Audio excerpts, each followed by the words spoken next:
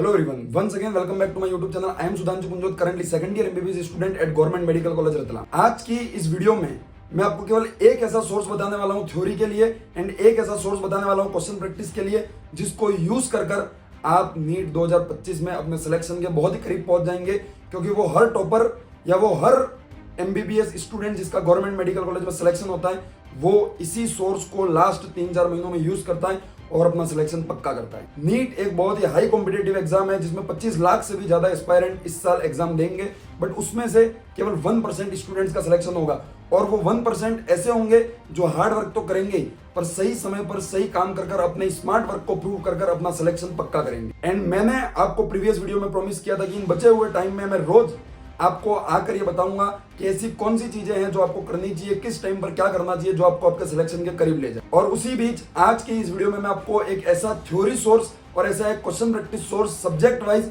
बताऊंगा और practically prove करके बताऊंगा मेरी बात को कि वास्तव में ये कितना इंपॉर्टेंट है और इसको करने के बाद कैसे आप अपने सिलेक्शन को पक्का कर लेते हैं। मैं ये बिल्कुल नहीं कहूंगा कि इस बचे हुए 3-4 महीने में आप ये बुक कर लो, आप इसके पेपर लगा लो, आप ये कर लो, मत करना। मैंने भी कुछ गलतियां की थी जिस कारण जो रैंक डिजर्व करता था वो नहीं ला पाया, बट मैं नीट और जेईई मेंस दोनों में ही सिलेक्ट होकर इतने एक्सपीरियंस के साथ आपको कह सकता हूं कि इन चीजों को आपको जरूर करना चाहिए। अगर आप इनको नहीं करेंगे आप अपने सिलेक्शन से बहुत दूर हो जाएंगे और अगर अच्छे से जितना अच्छे से करेंगे आप अपनी रैंक को धीरे धीरे बढ़ाते जाएंगे। अगर एक बार कर लिया एक बार और करो। सबसे पहले बात करते हैं अपन थ्योरी सोर्स की। अगर थ्योरी सोर्स की मैं बात करूं तो मैं सब्जेक्ट वाइज बात करूंगा, क्योंकि अलग अलग सब्जेक्ट का अपना अलग अलग थ्योरम है। फिजिक्स एंड फिजिकल केमिस्ट्री अलग सब्जेक्ट है, ऑर्गेनिक इनऑर्गेनिक एंड बायो अलग सब्जेक्ट है। तो मैंने दो पार्ट में डिवाइड किया, theoretical subject bio inorganic and organic and practical subject physics and physical chemistry. किसमें क्या यूज करना है एक एक करके मैं आपको बताता हूँ। लास्ट में मैं आपको एक ऐसी एडवाइस भी दूंगा जिसको आप यूज करेंगे तो और भी आप अच्छे बेनिफिट्स को गेन कर पाएंगे। अगर सबसे पहले बात करें अपन थ्योरेटिकल सब्जेक्ट की तो bio inorganic and organic in 3-4 महीनों में मैं कहूंगा 10 से ज्यादा बार आपको इन तीनों की एनसीईआरटी पढ़नी चाहिए और एनसीईआरटी के सारे क्वेश्चन करने चाहिए। और अगर आप इनको कर लेते हैं तो आप अपना सिलेक्शन पक्का कर लेंगे, इस बात की पूरी गारंटी मैं आपको दे सकता हूं। इस बचे हुए समय में आपको कम से कम 10 बार इन सब की एनसीईआरटी रीड करनी चाहिए।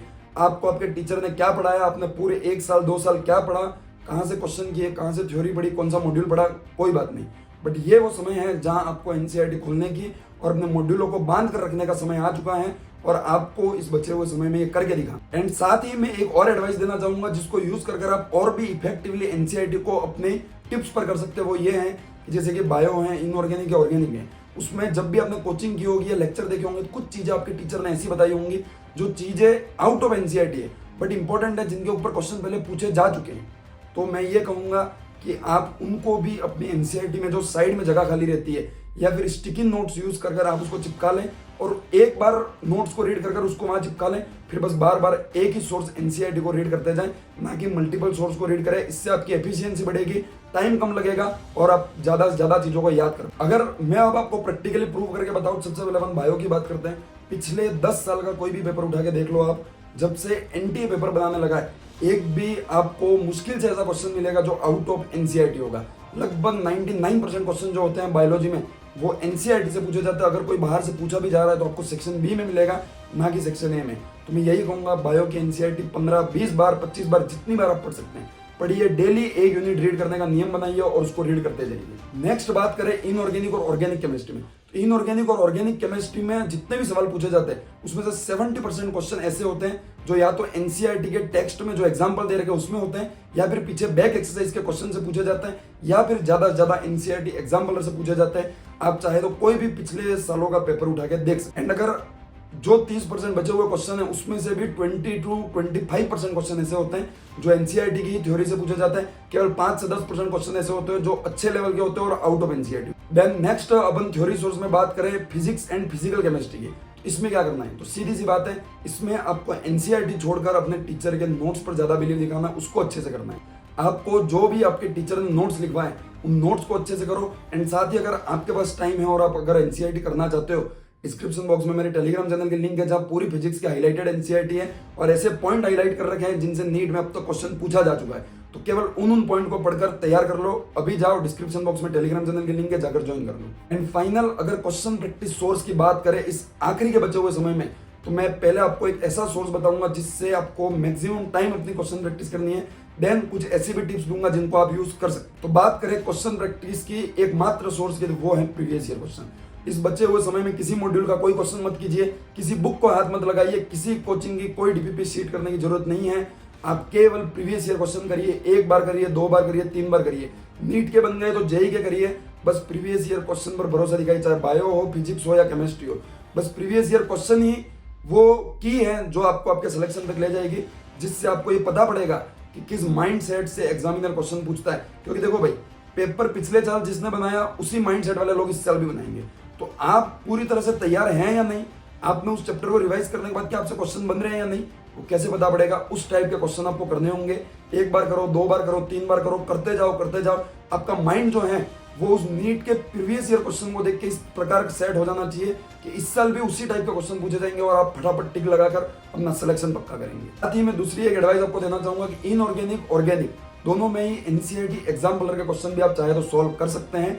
And physics and physical chemistry में मैं आपको यह कहूंगा कि वो क्वेश्चन जो आपने पूरे साल कहीं मॉड्यूल से या बुक से किए हैं और जो मार्क लगा रखे हैं, जो आपसे एक बार में नहीं हुए थे, उन क्वेश्चन को एक बार वापस रिव्यू जरूर करें। साथ ही मैं ये भी कहूंगा कि टेस्ट में अब तक आपने जो भी दिए और जो भी आपके क्वेश्चन गलत हुए उनको भी आप 1 या 2 बार वापस जरूर देखें। और अगर आप मिस्टेक नोटबुक मेंटेन करते हैं तो उसमें जहां लिख रखे हैं वहां से आप वापस जरूर रीड करें। इस तरह से इस वीडियो का अगर पूरा कंक्लूजन निकालें तो मैं ये कहूंगा कि थ्योरी सोर्स में बायो, इनऑर्गेनिक और ऑर्गेनिक में केवल एनसीईआरटी पढ़िए। फिजिक्स एंड फिजिकल केमिस्ट्री में टीचर के नोट्स पे बिलीव रखकर उसको पढ़िए, क्योंकि उसमें अपने टीचर का एक्सपीरियंस छुपा हुआ है 25 से 30 सालों का। बात करें क्वेश्चन प्रैक्टिस सोर्स की, मैं यही कहूंगा कोई भी सब्जेक्ट हो, कुछ भी हो, कैसी भी टाइप की सब्जेक्ट हो, प्रीवियस ईयर क्वेश्चन से ज्यादा इंपॉर्टेंट कुछ नहीं है।